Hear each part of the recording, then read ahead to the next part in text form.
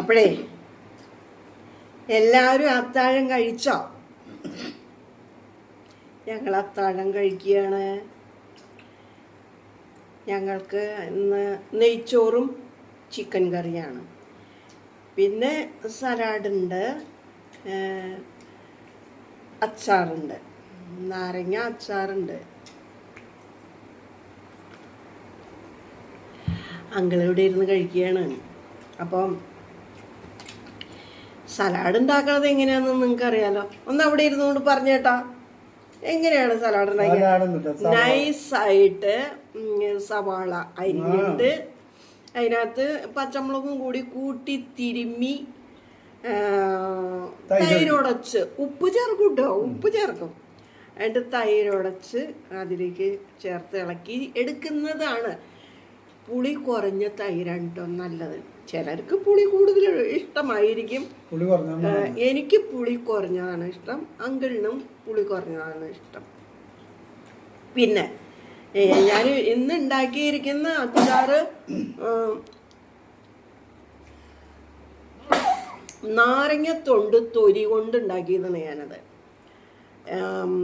അതിനകത്ത് ഞാൻ വാളംപുളിയും പിന്നെ വിനാഗിരി കുറച്ച് ചേർത്തു കേട്ടോ. വാളംപുളിയും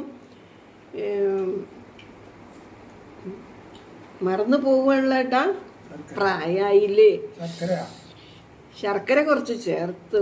ഈന്തപ്പഴം വീഡിയോ ചെയ്യണത് കൊണ്ടേ പെട്ടെന്ന് മറവിവരും. വീഡിയോയിലൂടെ തന്നെ ഇത് ഇങ്ങനെ പെട്ടെന്ന് എഡിറ്റ് ചെയ്യാതെ എങ്ങനെ ഇടുന്നതല്ലേ. അപ്പോൾ മധുരത്തിൻ്റെ നല്ല ഇത് നല്ല ഉപ്പ്, പുളി, കയ്പ്പ്, മധുരം ഈന്തപ്പഴത്തിൻ്റെയൊക്കെ, പിന്നെ ശർക്കര ചേർത്തുല്ലോ, എല്ലാം കൂടി ചേർന്നപ്പോൾ നല്ലൊരു ടേസ്റ്റാട്ടോ. പിന്നെ ഈ നെയ്ച്ചോറ് ഞാൻ വേറെ പ്രത്യേകിച്ച് മസാലയൊന്നും ചേർത്തുണ്ടാക്കിയതല്ല. നല്ല സൂപ്പർ നെയ്ച്ചോറാണ്. പിന്നെ ചിക്കൻ